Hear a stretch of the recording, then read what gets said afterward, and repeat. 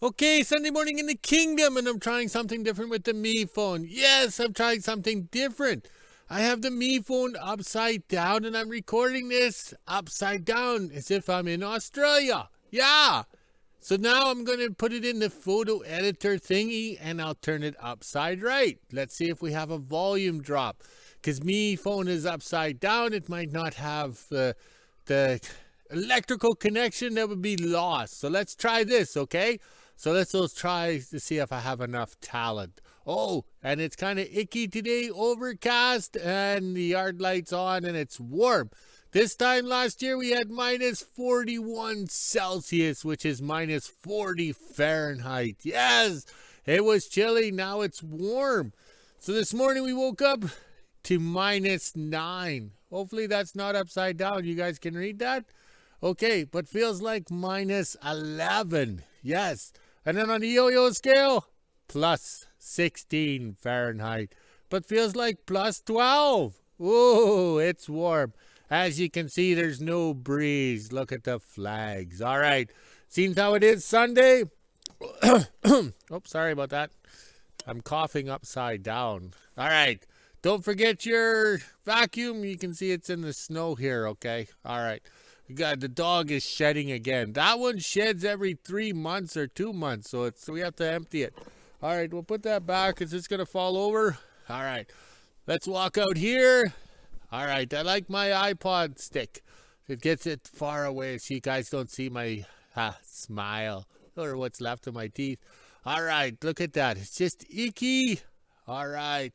We'll scroll this way. You can see no sun. Hopefully I'm not censored yet. Hopefully we haven't had a volume drop because the Me phone is upside down. I'm recording this upside down. So I think I'm going the right way. I think so because it's backwards. Yeah. It's like those ladies in the bathroom with the mirror. Yes, there we go. Look at the wood smoke.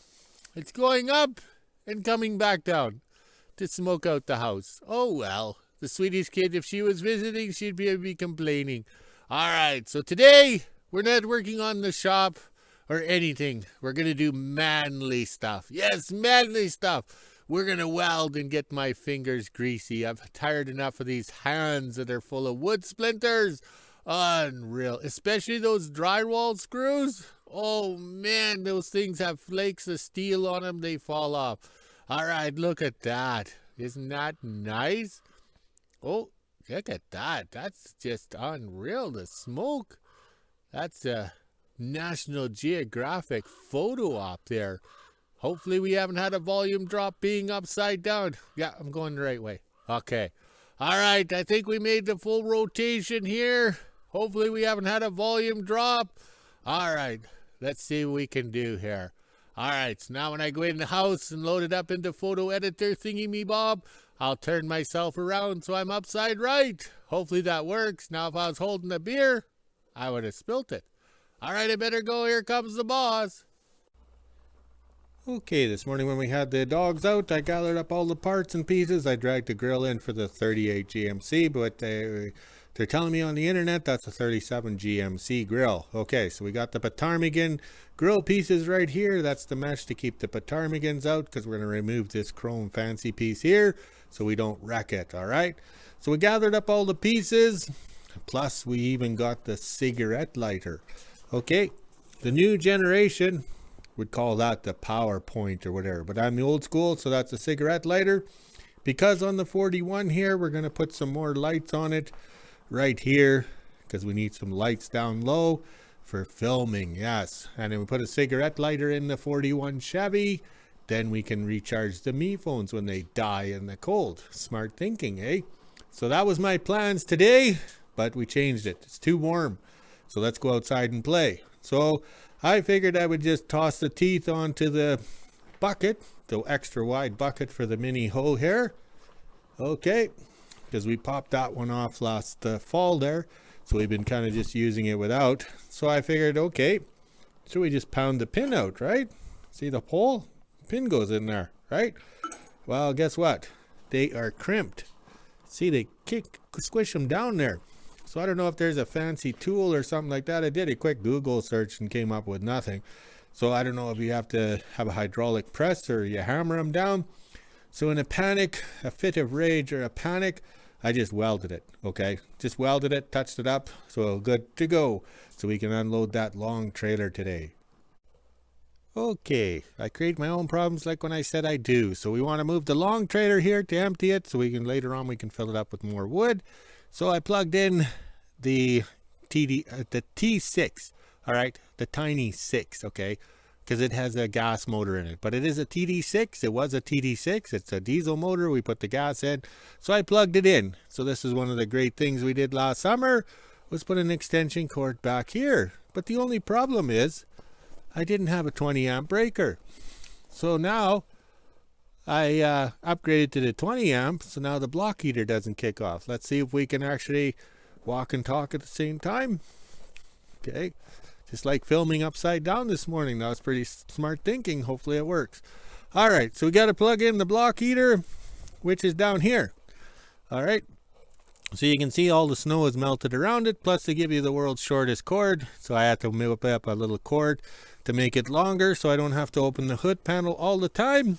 And then also too, you have to clean the snow off the hood, because the snow melts and it comes down onto the side panel and it ices everything up. Oh, I create my own problems. All right, let's go have some lunch and then see if we can get this cat started after lunch and unload some wood. Sunday afternoon in WHO-ville, and I'm just getting ready to make lunch. The dogs have been in and out all morning. I'm not sure what we'll be doing in the kingdom this afternoon. I think we're unloading the long log trailer and getting ready to load that up again with some more core boxes and such. Now it's time to head inside and make lunch and then get ready for the kingdom. Just after 1 o'clock, and I got the skidoo out. Now it's time to head on over to the kingdom and see what we're doing this afternoon. Just made it to the kingdom. Now let's head on down to the shop and see what my dad's up to. It is trying to snow. It has been all morning, but it is pretty warm also. So let's get on down and see what he's doing. Down at the shop, it looks like we're taking the mini out and changing out the buckets. Gonna put the big bucket back on it now, since we have to do the log trailer and a few other things with it. Now I can take this bucket over to the shed with the skidoo, because I did bring it out with the quad.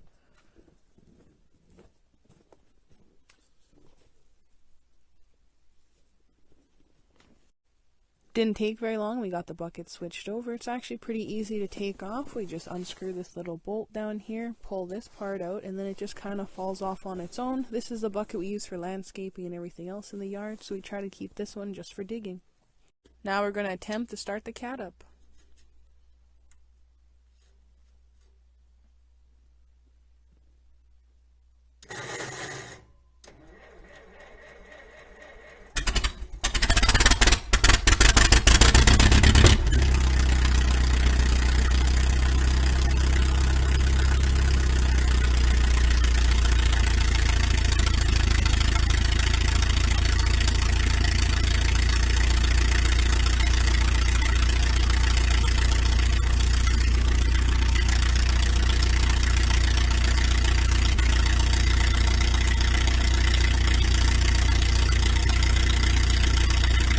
While the cat's warming up, I loaded up the little bucket here on the back of the skidoo. It just fits perfectly in my little rack area, and I brought it over to the van trailer here to put it away for the next time we need it. Back at the shop now, my dad just took the mini around to the back of the house, so we have a little place to dump this out. All we're going to do is pull everything back and out, and then we can fill it up later with the loader. My dad just finished pushing some snow up against the side of the house here. We had a bit of an open spot, kind of like how it is right here. Normally we have enough snow, but it does work good as an insulator, so that's why he just pushed up a little bit of snow there, and then when we get more, it'll hopefully cover all this, because that does seep underneath and rise up into my dad's room.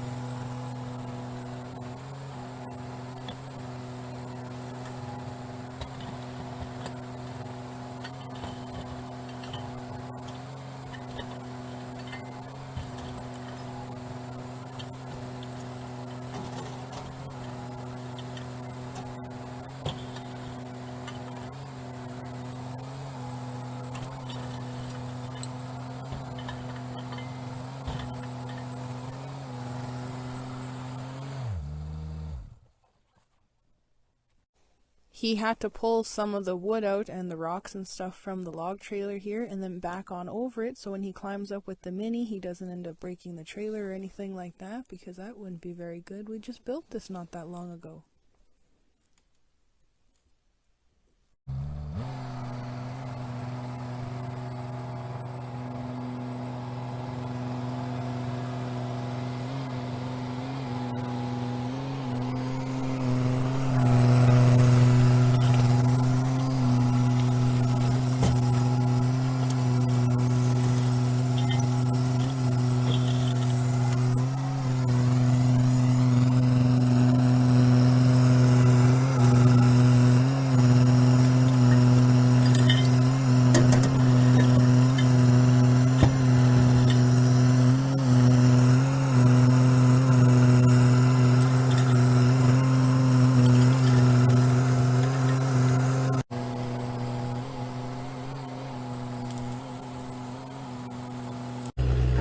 It's still a little too steep for the Mini, so my dad had to pull a bit more of the wood and rocks back, and now he'll pull it off onto the pile here, and hopefully he can get into the back of the trailer with the Mini. If not, we might end up having just go along the side and completely pull it off that way if he can't get into the trailer.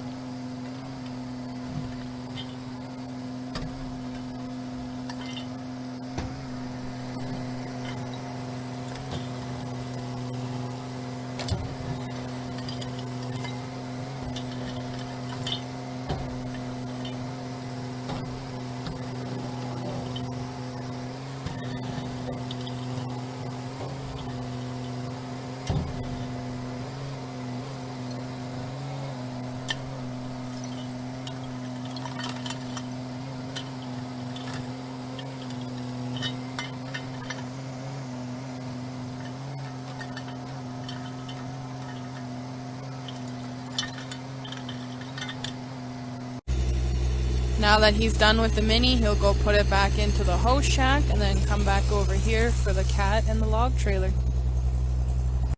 Surprisingly, there wasn't much left in the log trailer here. We did pretty good picking out all the wood. There's a few little chunks in here, but that's okay. I think we did pretty good with how much was in here actually, and some of it did end up in the sheds over there as well, but for the most part it was all put into the shop. There's a pretty big difference in the snowpack around here. This is where I've been dragging with the skidoo and the pallet drag right here, and then this is the undragged stuff. As you can see, I'm standing on pretty good ground here. It's nice and sturdy, but then when I walk over here, I drop down a fair bit and it's not as packed and there's nothing there, no support or anything. It's pretty slippery, and right in here somewhere you can kind of see where it starts to pack down, right in there actually. So that's pretty good, and all it is just a pallet and the skidoo.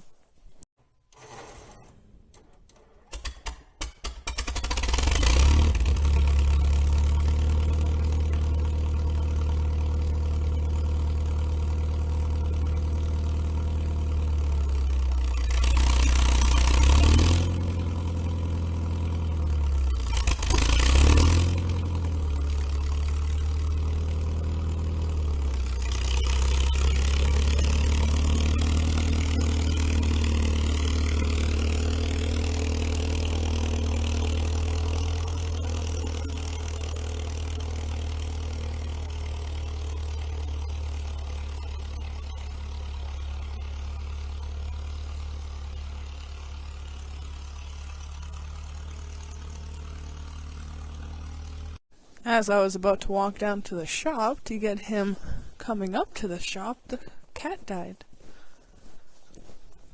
He just put and died.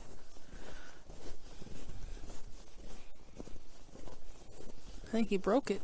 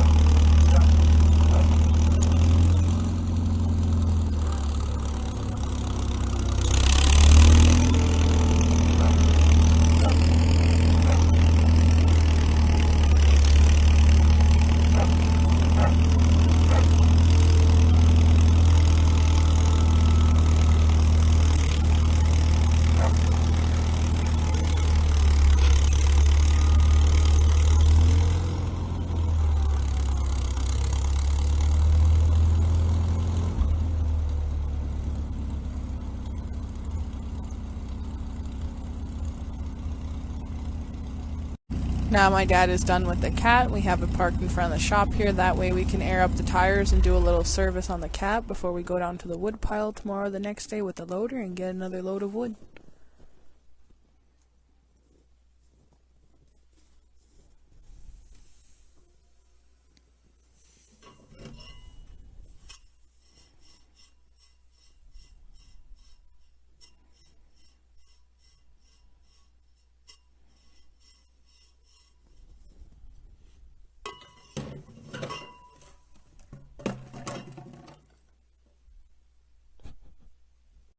To end my day, my dad and I are going to fill up the wheelbarrows and the wagon here. Tomorrow, the next day, my dad will have to go get some more wood because he's basically out.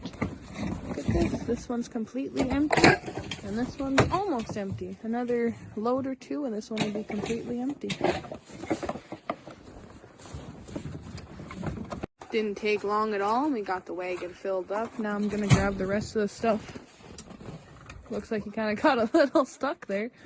Now that my dad got that wagon filled, I'm going to take the last of this stuff and throw it up on top of the wheelbarrow here. That way this is nice and empty, so tomorrow we can use the loader and go get some more. 3 p.m. and I'm officially done in the kingdom. Now it's time to head on back into WHO-ville and wait a little bit and then do my weather.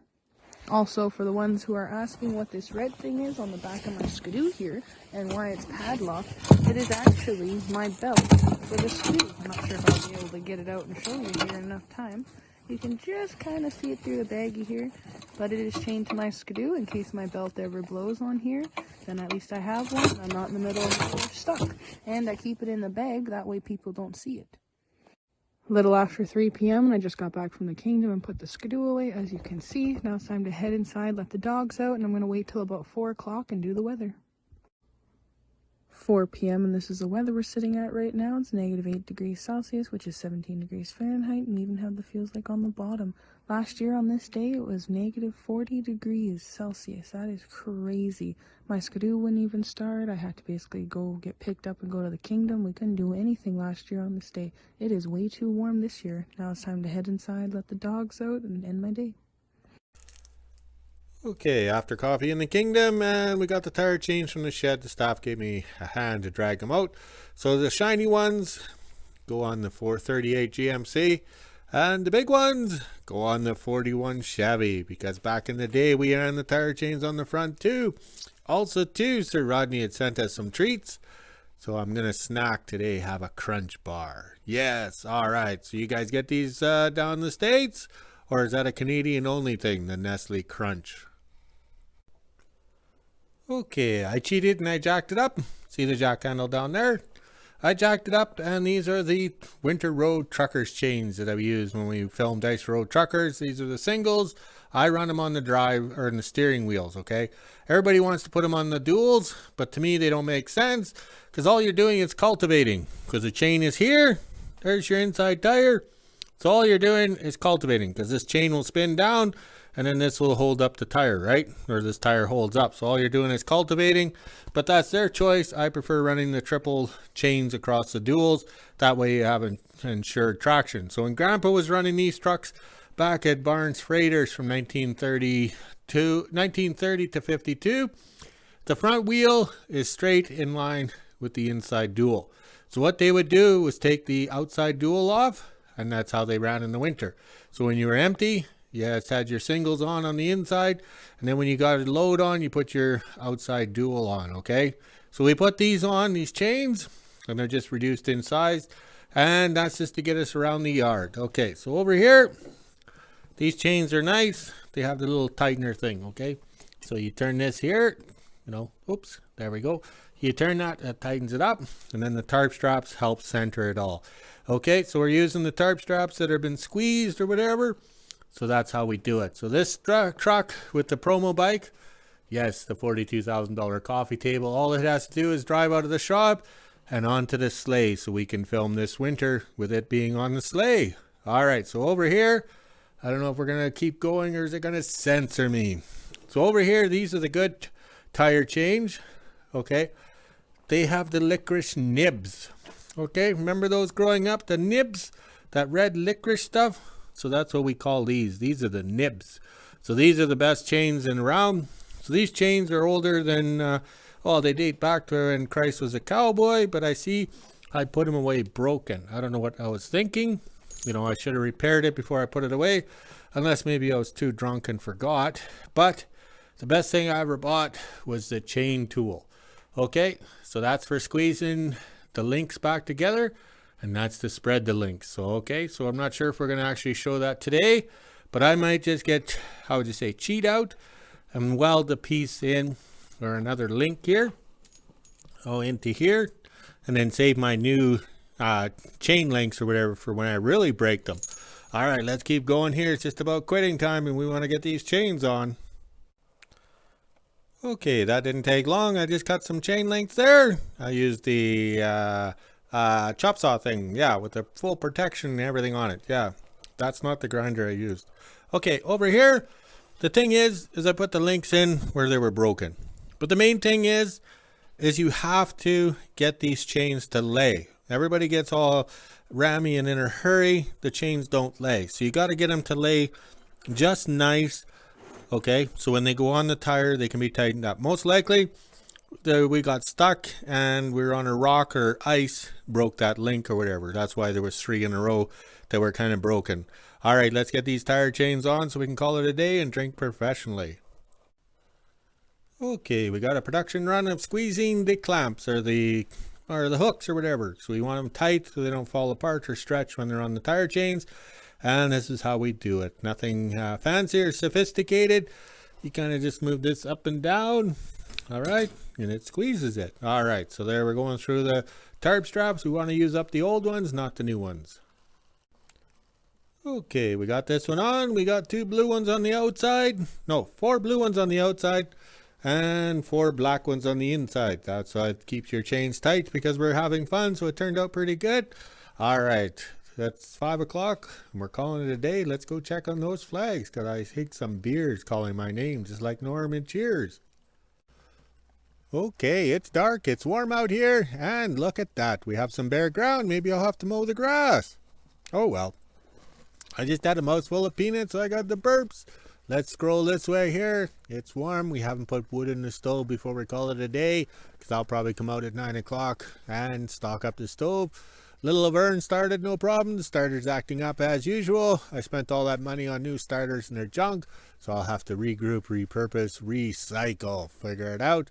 And we'll scroll this way to see what the flags are doing. And they're in their natural state of being limp.